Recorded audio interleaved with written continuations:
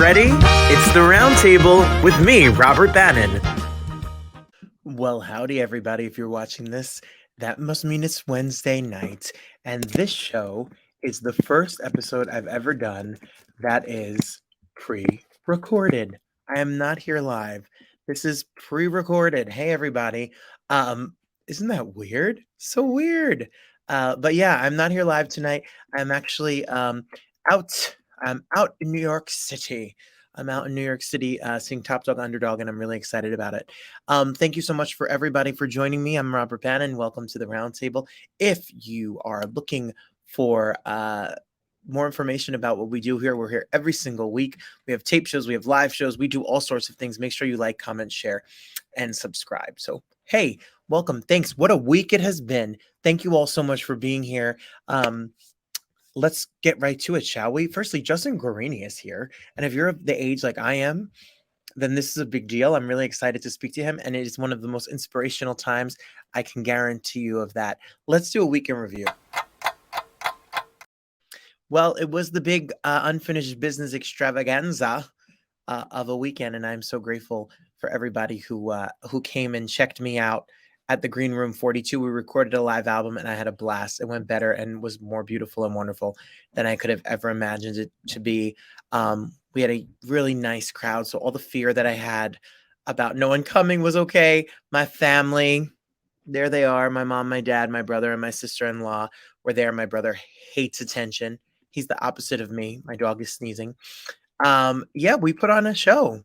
We put on a show with a great band, and it was really fun. And I'll show you more clips and videos and stuff when we're super live. But I'm definitely going to say thank you to everyone who came, especially the Roundtable family that was there, Janelle and Christine, and everyone that is a fan of the show, Miss Margaret, Adrian, and everyone, my personal team, Robbie Roselle, Yaz Fukuoka, and the band, plus Adrian, who assists me on show days, and my mother, and so many people who help me. It takes a real village to get that show done. So it's not easy. Sheridan at Green Room 42, Bella at Green Room 42, everyone at Green Room 42, and my own management team, Lorna, Anastasia, everyone that is a part of all things Robert Bannon. The Roundtable family was in full force. Thank you for coming. Thank you for the nails. Yes, Roundtable nails were real and in person. And I appreciate you all. Make me feel very special. Big shout out. I told you Rachel You Could Tell was going to be there. Hey, Rachel. Hey. Rachel You Could Tell was there as well as many friends and stuff. So I thank you. Thank you thoroughly. Thank you for being there. That was really my week. My week was truly that, for sure. Do I have a shameless plug? Well, of course I do. You think that was the only thing that I have going on? Please, because I'm shameless. Well, yes, I do have a shameless plug. My shameless plug is that I'm coming to do the show in LA, and it's going to be really great. And if you're in the West Coast or you want to stream it, all you have to do is check us out. We're going to be live in Los Angeles on the 10th at 8 p.m. And I'm so excited to bring special guests with me for this show. Matt Gould, who is one of my closest, dearest friends, will be playing piano and singing. Jane Monheit, Grammy-nominated superstar of jazz and vocals. And Dominique Patton, who was a star of Wicked and also a star of Disney's Frozen, will all be joining me. And it will be the Rewind show with some special bonus parts. Can't wait for you to see it. Go to robertbannon.com and get your tickets. It's the 10th. And then I'm doing a Christmas show in Jersey just for 100 lucky folks. Stageworks, one night only. Robert Bannon's Thankful Christmas Concert starring little old me. Tickets are only $25. It goes to a good cause, and it's November 23rd. If you want more information about this and all things me, just go to robertbannon.com. And as you know, we do have the Broadway Lecture Series. So November is a busy month for me. So the Broadway Lecture Series is Inside the Actor Studio for Broadway is what I like to call it. And we're doing it with Miles Frost. There's our logo. We're doing it with Miles Frost. Miles Frost is the Tony winner for MJ the Musical. And he will be live. Oh, get all that information. Go to robertbannon.com, click the link, get all the information, and come join me in Montclair. It is going to be a very, very special event for sure. So if you want to see Miles Frost in action, you want to meet him, you want to take a picture and all of that fun stuff, all you got to do is go to robertbannon.com, or you can go to the website, the Broadway lecture series.com, but just go to robertbannon.com. There's Miles. And I can't wait. I am so excited. I am so excited. It's my baby, created, produced, hosted, all done by me. So thank you for your love and support. Look forward to it. Are you ready for some friends? I'll be there for you. How you doing? It still makes me laugh. I love my friend Christine, who has like a whole "Hey Friend, Hey" dance routine for this. I appreciate you so much. My "Hey Friends, Hey" this week is not any big to do. It's just I just want to give a shout out to the Broadway fam, that to the Broadway to television fam that did the roundtable talks this week. The Rosie O'Donnell show's John McDaniel and Angela Grove both are on YouTube right now. That's not supposed to be an S there with John McDaniel's. Edit. He was the MD for the Rosie O'Donnell show and has done a million Broadway shows. And he's going to tell you about how he won an Emmy and a Grammy. And then Hulu's Reasonable Doubt star Angela Grove is here. If you go to the YouTube channel and you subscribe, you'll get these notifications that there's new shows, and we have great new shows every single week.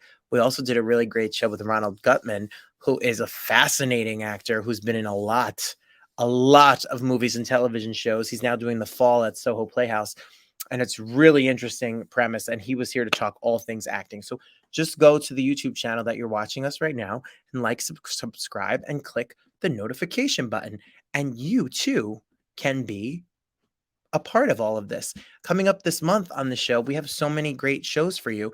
We have a whole show about HIV/AIDS.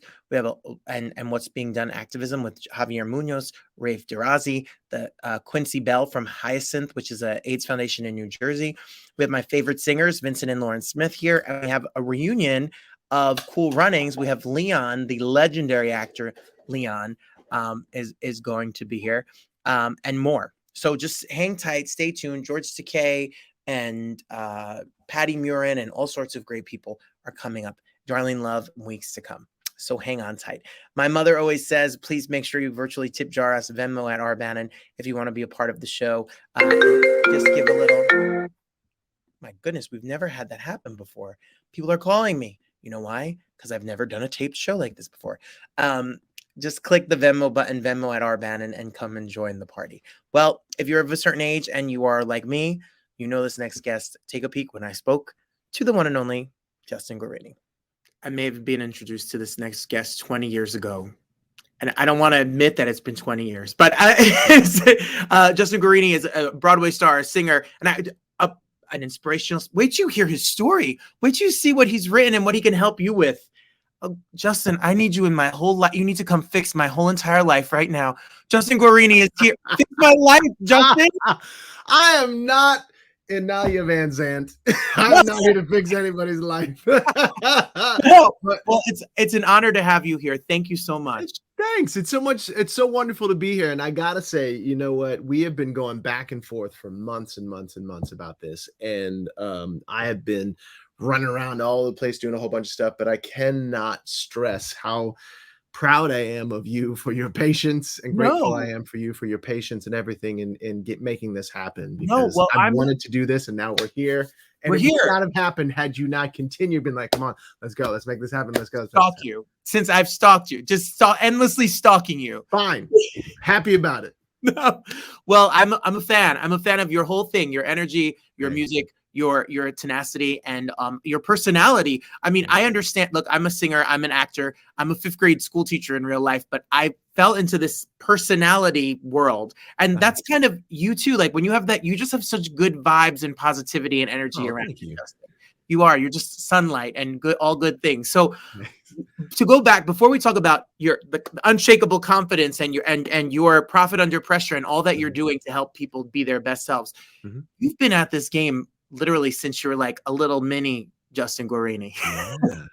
Yeah, it's interesting. I first really got a taste of performance when my mother, who was an anchor woman on I think it was a ABC channel, ABC affiliate in Columbus, Georgia. I mean, just a few weeks after she had me, literally brought me onto the set and held me up as a baby. And I think something about the lights got me from that point. Yeah. That's it. Show baby, and here here it is. Yeah. Yeah. When it's in you, it never leaves. That's it. It's just Sure. showbiz. Yeah, no, and it's been interesting because I'll be 44 this year, and I realize that I've lived long enough to really see and understand that life is just so cyclical, just like this business is so cyclical, the entertainment business.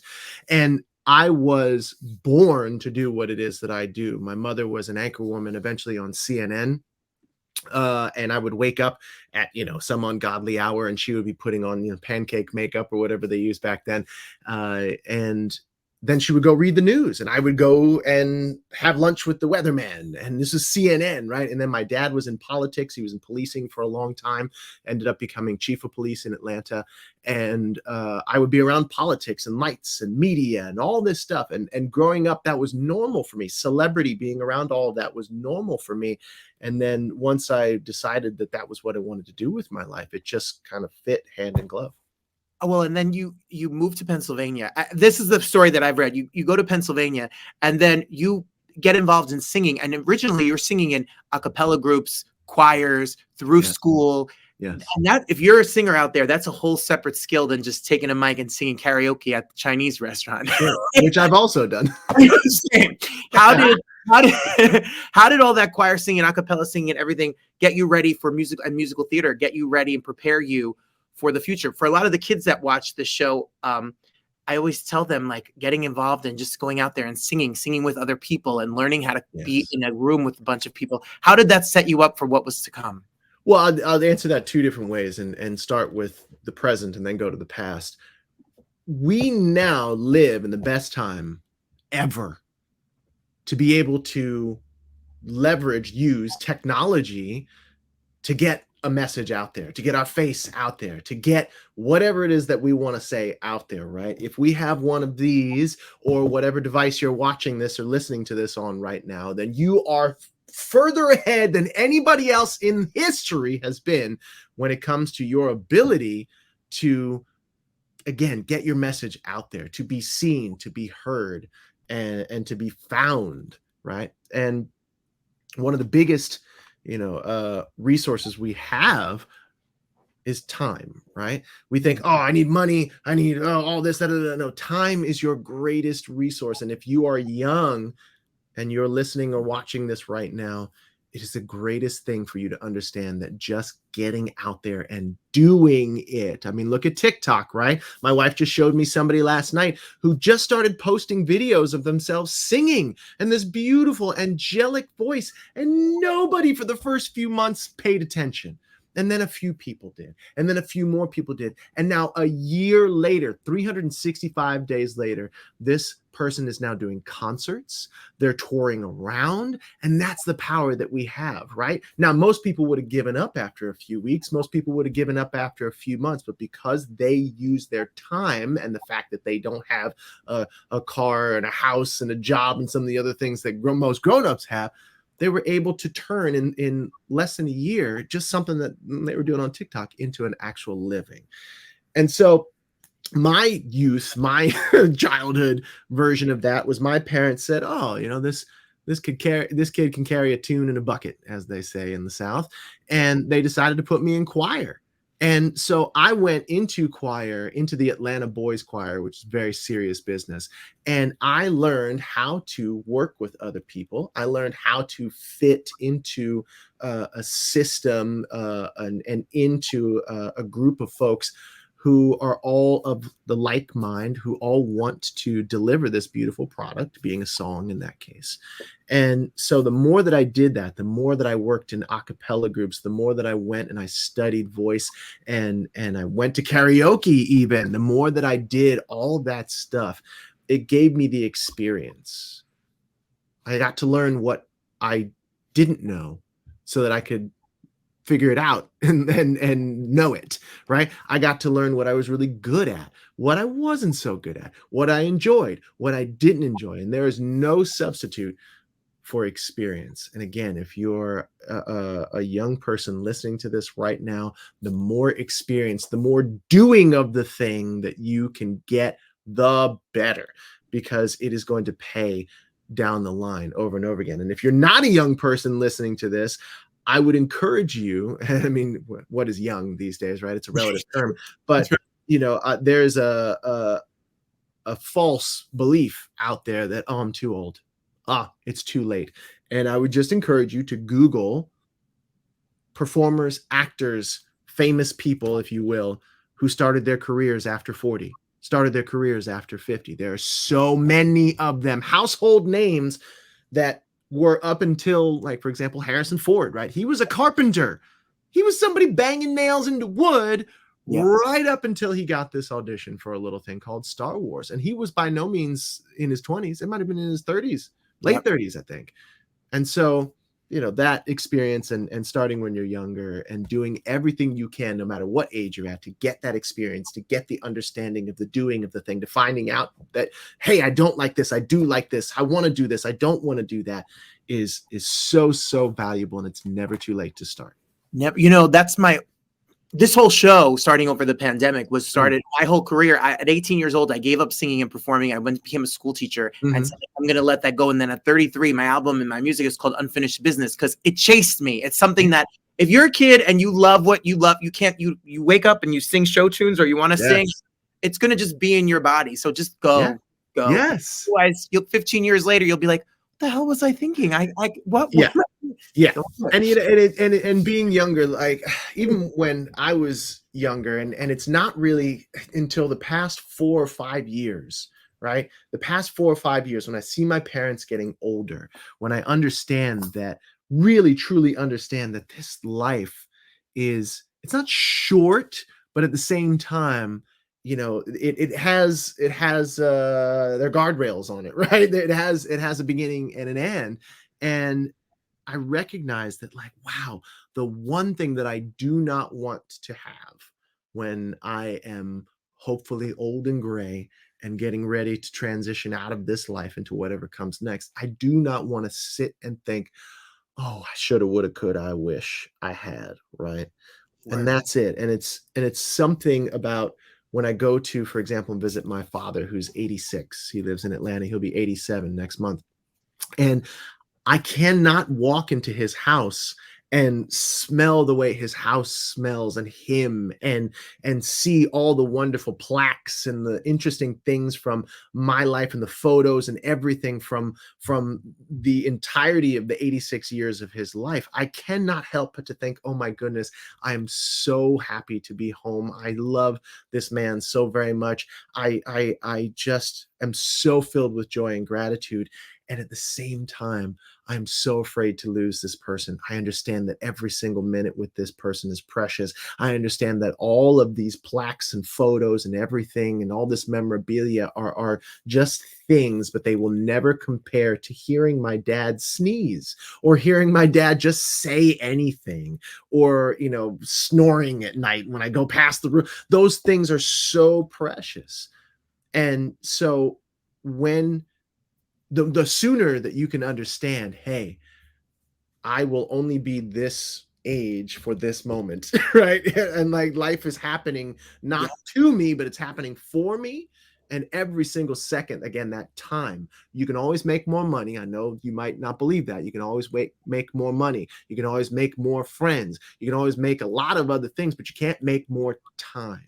And so when you're able to understand, oh my goodness, just go out and karaoke, just go out and audition for that show, just go and listen to something like this broadcast here, right? And just keep putting in more fuel for your passion, as much kindling, as much fuel as you can for your passion.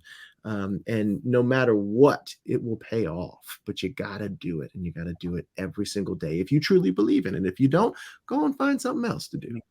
Yeah. Listen, see, I told you were going to fix our lives. I told you. Hey, look, if there's any one little nugget that you can take from this, if you can't tell, because I can talk about it until the cows come home, as they used to say. I'm really passionate about this, and I'm really passionate about helping, and especially young people, because that's what I love to work with, really, really understand a lot of these principles, a lot of these lessons early, because when you can plant, it's like, what do they say? Like when you plant a tree, right? The best time to plant a tree was 5 years ago. The second best time is plant it today, Right now. right now. Yeah. Well, while we're on this subject, can you tell us a little bit?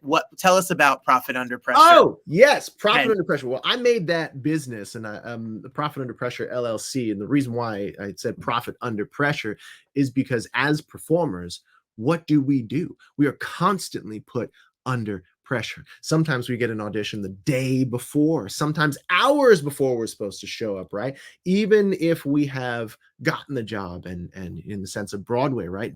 Most people don't even know that it's about 3.5 weeks, if you're lucky, 3 weeks to put together a show before you have to put it up on the stage on Broadway. 3 weeks to learn all the music, learn all the blocking, learn all the everything, the choreography, everything, to get your costumes done properly, to all the things. And that's a tremendous amount of pressure that we're put under.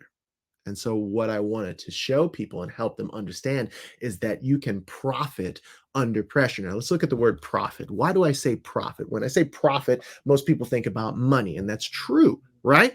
Profit is money, right? And it's making money. But something that my dad taught me, like, hey, why do we go into business? To make what? And I said, to make money. And he's like, no. We go in business to make profit. You can go into business and you can make money. But if I go into a business and I'm spending $5,000 every single day, but I'm only making $20 back, yes, I'm making money, but I'm losing $4,080. Right? Like a business. Right. But that's the thing. And so many businesses are like that. That's why only a small percentage of people in America actually own their own business, because the majority of them fail, and the majority of them do not have people at the helm who are like you and me, who are willing to suffer through not making money, who are willing to suffer through not making a profit in order to fix the dials and the knobs and to get it right. And so when I talk about profit, it's so important to understand that profit goes beyond just money. When you're in an audition, you can profit from the experience. And that means gain something that you didn't have before. When I talk about auditioning, I love to help people understand that you are not this, like Oliver, like, please have some more. You're not going into the audition to beg them for the job. That is the energy that we all go into it with and have at some point gone into the room with. But what's the more profitable way of going in? Well, it's recognizing that, hey, you know what? I'm an artist and I have studied in class. I've maybe gone to school. I've taken voice lessons. I have put in the work to understand and to memorize the script and or this choreography or whatever it is. I am an artist. I am a performer. I respect myself. I respect the craft. Just that alone puts you in the frame of mind that, okay, I'm an artist walking into this room, not to face a firing squad, not to face my betters, not to face this panel of judges. No, I'm walking into a room of other artists. I am an equal. They need me just as much as I need them. And it's not an ego play. It's just a perspective shift. Because when you walk into an audition room and you want to profit under that pressure, recognizing that, hey, I'm an artist. You wonderful folks on the other side of the table are artists too. Here's what I have to offer. Do you want to partner with me on this? Yes? Great. No? Great. Either way, you walk out of the room, and where's the profit then? Where's the gain then? When you understand that your job is not to get the job, your job is to understand how to audition and understand how to uncover the value that you have in the most clear way, it changes the whole game of auditioning. Because you're not trying to get the job. You're not begging, saying, please validate me. Tell me that all this money that I and or my parents have spent, is right? All this time. No. Please just tell me that I'm good. No. You understand that I have value. And I deserve to be paid and respected for that value. Would you like to partner with me? Do you see my value? Yes? Great. Let's go. No? Great. I understand. The experience of auditioning, the things that I have experienced inside this room, if I know how to go analyze them and know how to go really pull the profit out of that, helps me to understand that the next time I walk in the room, I'm not going to make this choice and or this mistake or whatever. I'm going to do X, Y. And it's the doing of it. Again, for the young people listening to this is so vital. Because your job is not to get the job. Your job is to go in and audition and understand how the process and the system works. Your job is to walk in and understand, what does that director really truly want? What's going on with them? What's that choreographer really truly want and need? And how can I uncover the value that I have in a way that that director sees me more clearly, that choreographer sees me more clearly, that music director hears me more clearly, that producer understands that I am a source of value, because the producer does not care about you, I mean, any more than we care about human beings. No, they care about the fact that they have hundreds, if not millions of thousands of millions of dollars that they have to make sure that they get back, so that the people who have paid them get paid, and so that a business, right? Profit. And I know I'm talking a lot and throwing a lot out here. Oh. However, going back to it, that's why profit under pressure is so important to me, why I named the company that, because we as performers, and look, I'm just as guilty of it as anybody else, we are far too often broke because we are broke minded. We're taught, trained, and educated to be broke minded. Why? It's not like it's some devious plot that producers and or the people in power have launched. No, we live in a business of scarcity, of not enough for everyone, right? There's this many actors and this many jobs, this many, people who want to be singers, and this many record labels and or band camps or whatever else you want to put, right?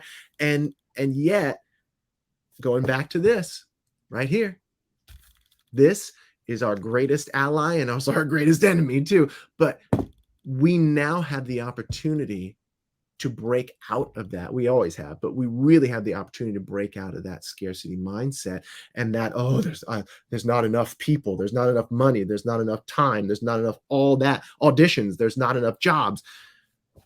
When we really truly leverage the things and the technology and the stuff that we have, we realize that, guess what? It doesn't take 1 million people to make a living at this job. It doesn't take 100,000 people to make a living in performance. It doesn't take 1,000 people.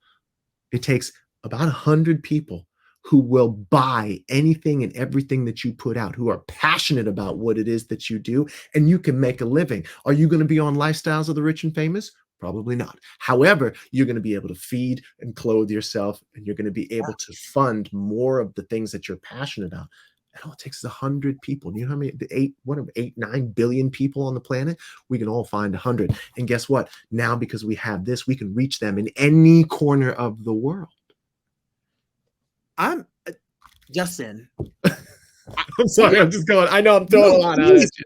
Justin, go. I am like, I need you. Just come live here in my closet and help me. No, you could bring your kids and your wife too. No, what is so moving to me, again, and this isn't about me, it's about the people watching, but for my whole life, Juilliard, I went to Juilliard Prep, I went to all these auditions, I'm going to throw all that, no, you're never going to make it, now you're at a certain age, you give it all up, and then one day I woke up and said, F it, I'm going to do it on my own, make my own terms. If it's this, if it's putting out music on my own, if it's putting on a show on my own and investing in myself, because I was tired of waiting for the yes. I was the yes. Just yes. I'm going to do it.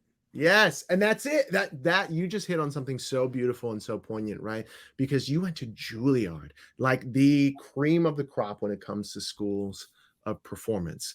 And I was sitting at a place called Birds in Hollywood, and Robin Williams was like a couple of tables away, and through somehow Robin came over and he sat with us, and he was talking about how he went to Juilliard, and he's like, you know what, Juilliard, they'll break you down, they'll break you down, but then they build you up, right? And then they give you and we go to school so much, whatever performance school or whatever acting studio we go to, most of the time the challenge is stripping away a lot of that crap that gets in the way of us connecting to our own feelings, connecting to what is ultimately, like you said, the yes that's inside of us. We are waiting, and we're taught, trained, and educated to wait for someone else to tell us a yes, a director, a casting director, a producer, a record label, or whatever it is. We're waiting for that yes. But again, because of what we have access to now, like you so beautifully put it, we are the yes. And we continue to say yes to ourselves. We continue to say yes to new experiences. We continue, it's like, what is it? The Year of Yes, Shonda Rhimes, right? Read that book. Read that book. It's the year she just kept saying yes. And it's like, oh my goodness, when we begin to say yes to ourselves, that creates an energy inside of us that attracts the kind of experiences, the kind of people that will say yes to us as well. So that's absolutely beautiful and so brilliant. That's you. And it is true. You're taught the second you're an artistic person, you're going to be broke. You'll never make a living. Yes. What's your backup plan? You're going to wait the rest of your life. You're never going to make it. Yeah. We bring that energy and carry that pressure and energy around us all the time. Well, tell us how can we get involved? How can you help us? What are you doing? You know, it's so interesting. Right now, as of this recording, I'm about to go down to Florida and to teach coaches, authors, entrepreneurs, business folks how to get up on a stage and deliver their message and create not just a talk or a speech, but to create an experience. And that's super important, an experience that helps their ideal client say yes.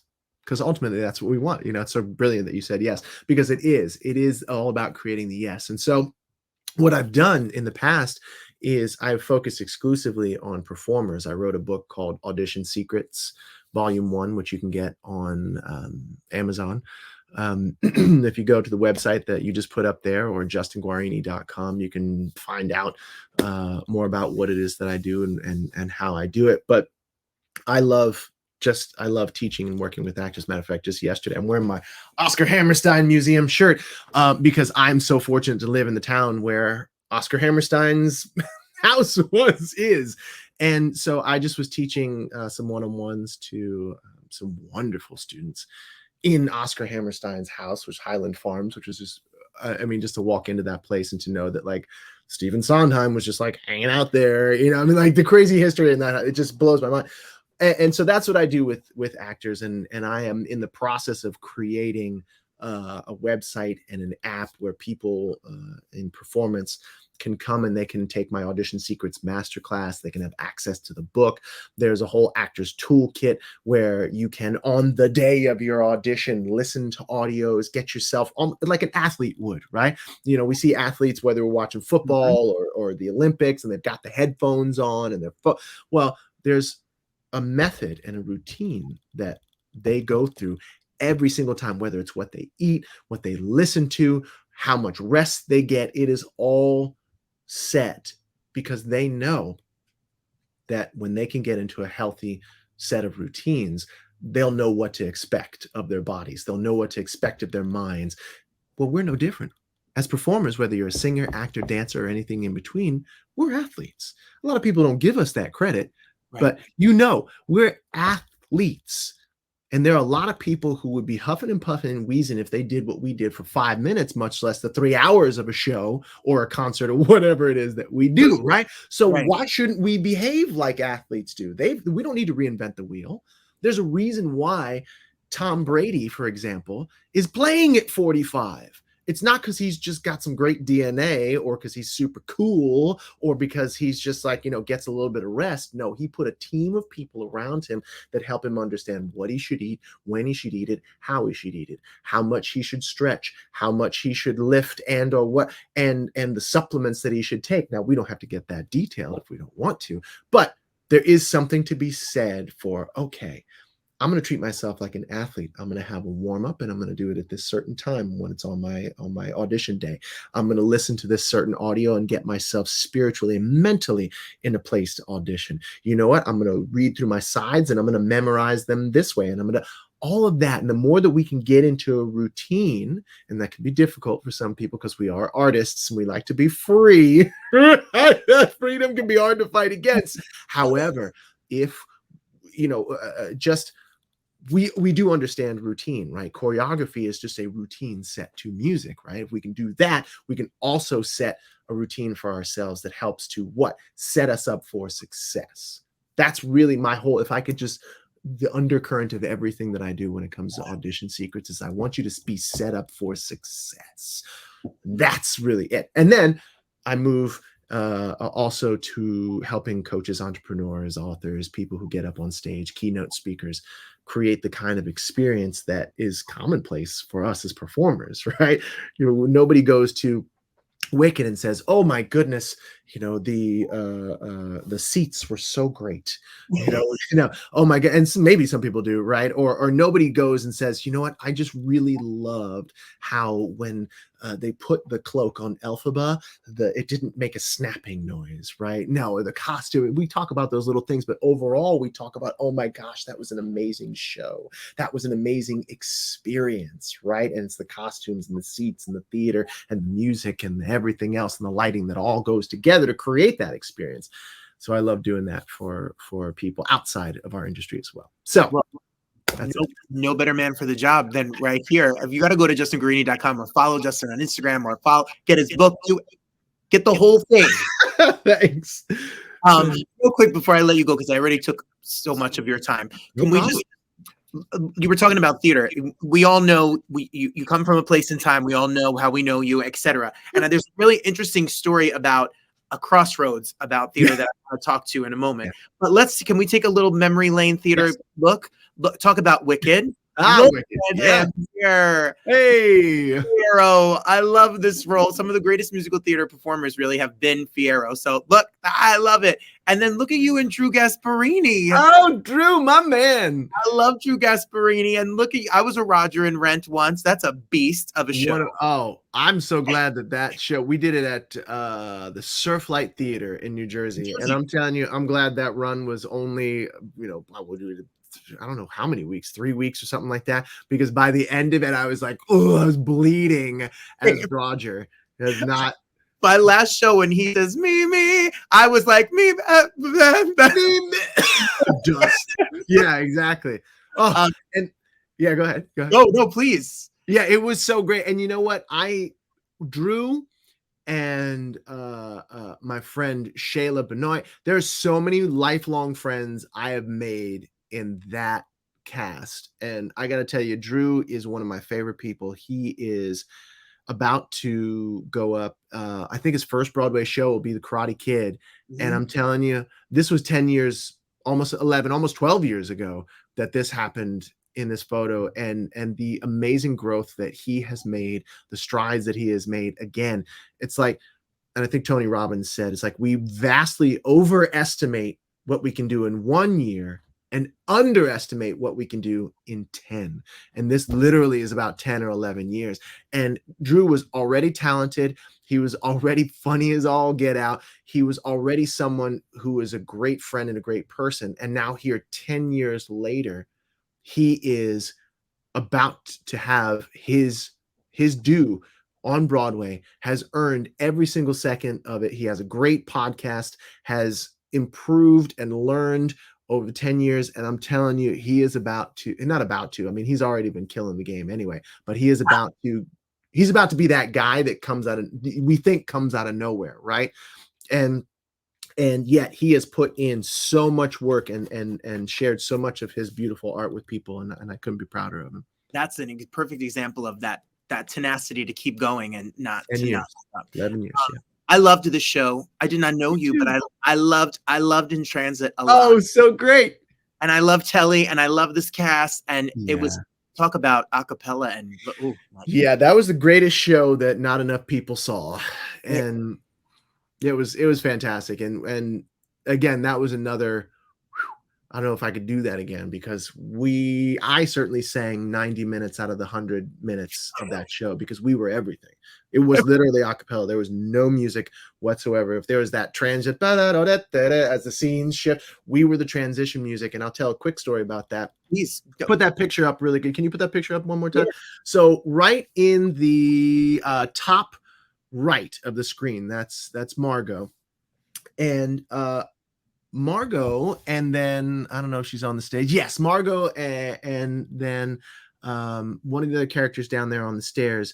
The two of them had to go backstage at one point, and because it was a cappella, and because there's like oohs and ahs and all things that are happening with scenes out on the stage, Margot at one point had to look at another one of our actors, and they would have to ooh at the same time, and Margot would stop oohing. The other actor would ooh and sing her part. Margot would quick do a costume change, take a drink of water, and then look at the actor and start oohing again. The other actor would stop and go off. So we had to have this sort of like baton change of highly coordinated things, so that the notes, because again, what do you see is that 1, 2, 3, 4, 5, 6, 7, 8, 9, 10, 11, maybe 10 or 11 people up there.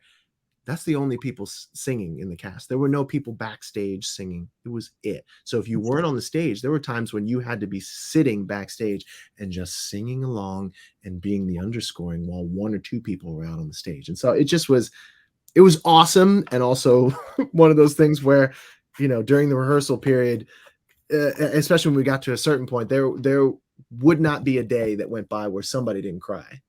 Oh, listen, you have to sing in tune, and you have to sing harmonies, and there's no music.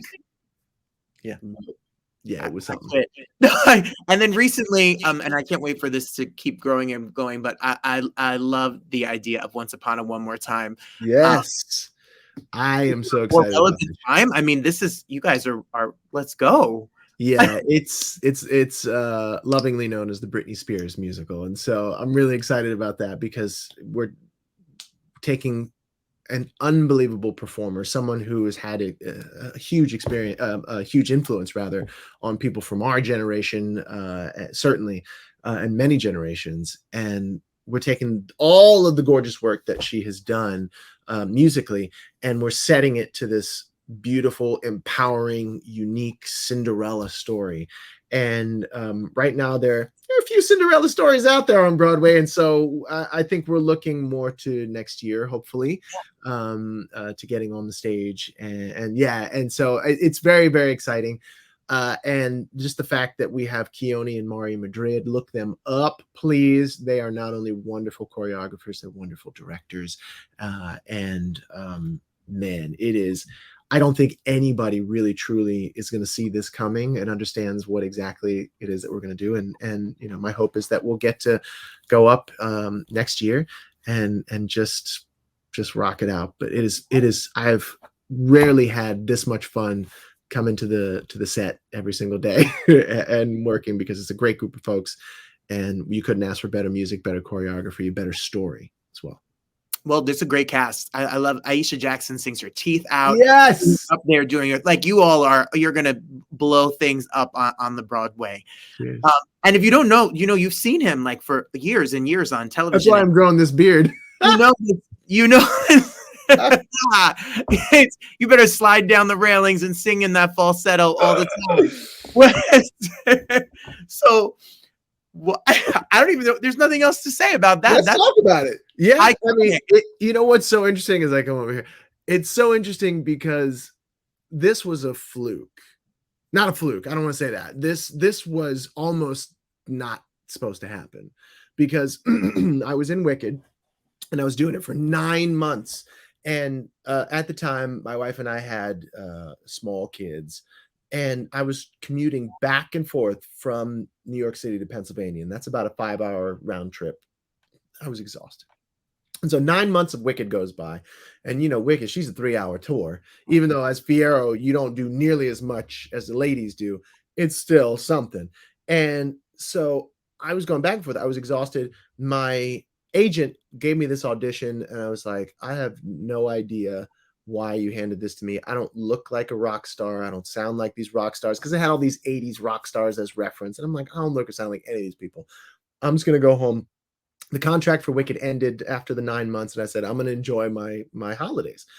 And my manager at the time called me up and said, did you turn this audition down? I was like, yes, I don't have anything to do with it. Long story short, she badgered me into going in, and I give her so much credit for that, because I went in, and this is a great thing to end on, because when it comes to auditions, I learned the most valuable lesson you could possibly ever learn in auditioning when it comes to this character, the Dr. Pepper character in Lil Sweet.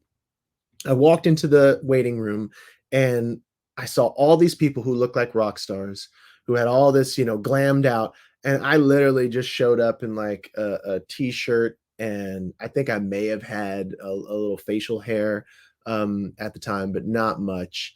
And I was like, I'm not getting this one. No, there's no way.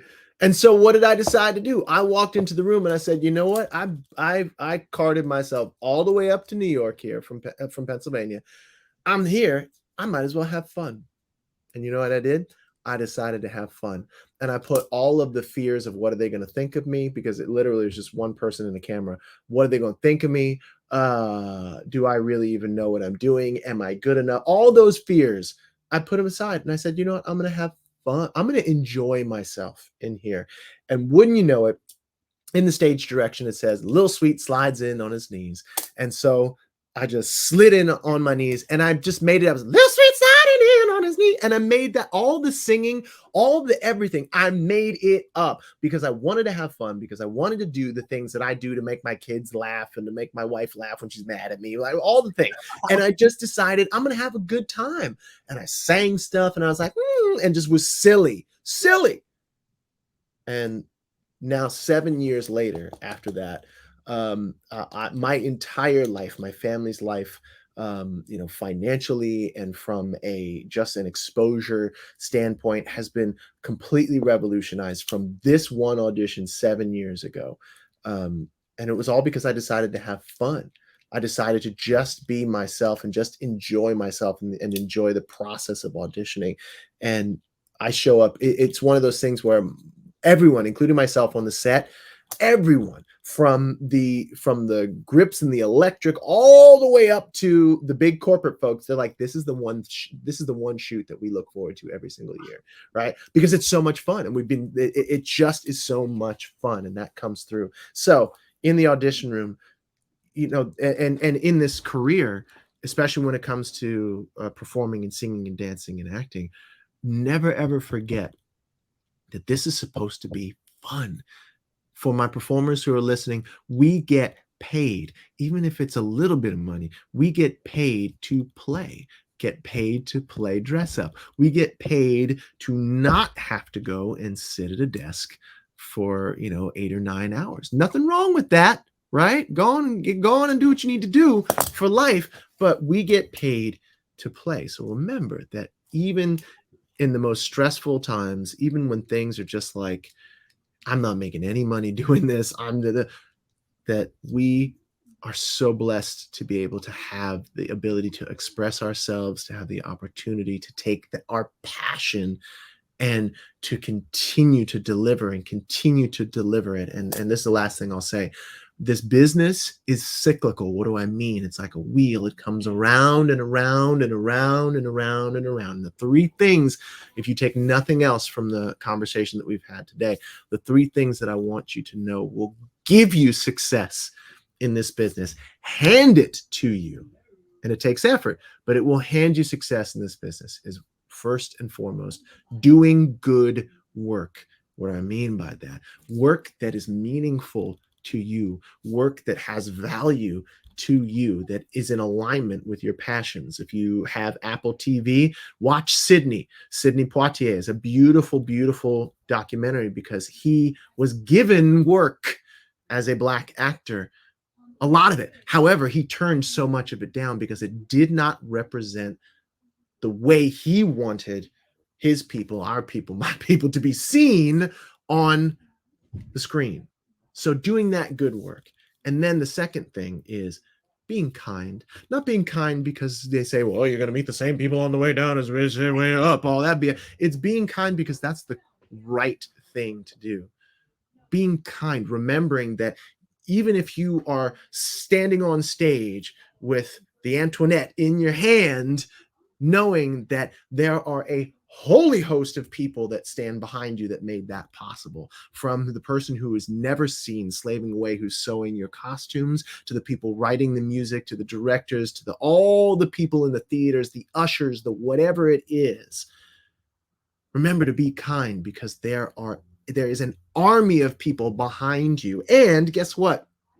There are a lot of people who are not kind in this business, and you are remembered for being unkind just as you are for being kind. And then the last thing, probably the most important thing, I mean, get the other two right, please, but the most important thing, and I think that Robert, you are an example of this, I'm an example of this, and everybody who is anybody in this business is an example of this, is you must stay in the game. Do good work. Be kind. Stay in the game. And it's the most challenging thing to do, because this business is the entertainment business. It's like Las Vegas, right? You see the dinging lights and people winning. And it's like, yeah, great. They have their drinks and it's a concert also. But Las Vegas is not designed to just bring you in and keep you there. It's designed to bring you in, take all the money, time, and effort out of you, and then get you out. That's why after about 3 days, if you've been to Las Vegas, you're like, I got to get out of here. About 3 days, because that's it. It's designed to keep you in for about 3 days and then to shuffle you out and get the next people to come in and to give them as much money, time, and effort as possible. Well, this business is the same way. And it's designed to break most people. So when you can stay in the game, when you really study the people who are successful and see how they think, see the things that they do on a daily basis, see the things that the choices that they make in terms of products and projects, and how they don't just rely on, like you so beautifully said, waiting on a yes for somebody else. They create their own yes, and they leverage that technology and the stuff they have to create their own products that they're passionate about. Staying in the game becomes a lot easier. So when you can do good work, be kind, stay in the game, that wheel comes around and around. And if you want to look at my career, it came around for American Idol, and it came around for Broadway, and it came around for this silly thing, the character that I get to play on Dr. Pepper. And now it's coming around again as someone who I get to be someone who is inspiring and mentoring folks. And it's going to keep coming around and around and around for me and for you as well, because you do good work, because you're kind to people, because you stay in the game and you keep growing and keep learning and keep trying to refine the product that you have and keep trying to just uncover the value that you have.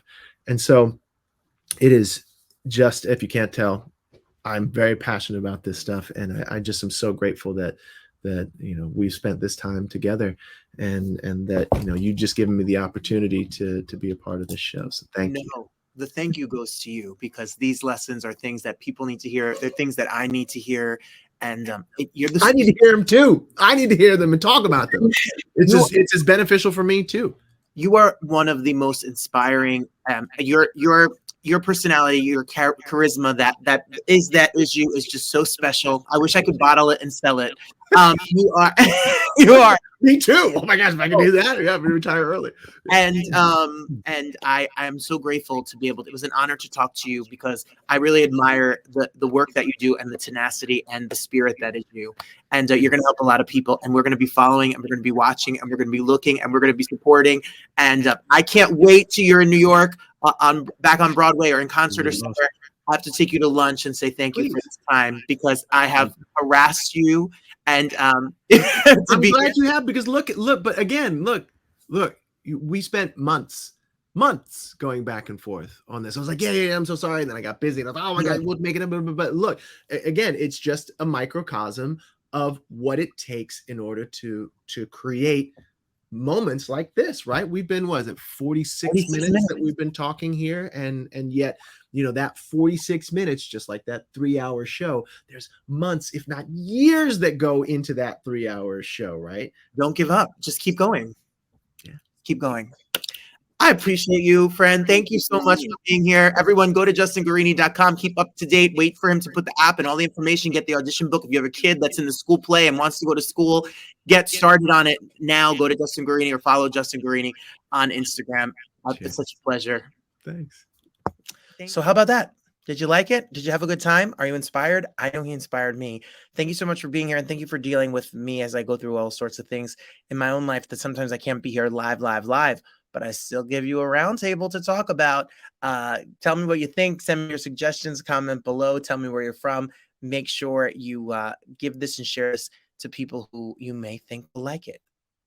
Everyone, I appreciate you so much. Thank you for making this week so special. Can't wait to be live and in person with you next week so I can tell you more of what's going on before I head out to LA. And my birthday. So next week, I'll be 39 for the first time on the roundtable. Gulp, gulp, gulp. The best is yet to come. Talk to you real soon. Thanks so much for being here, and take good care of yourself.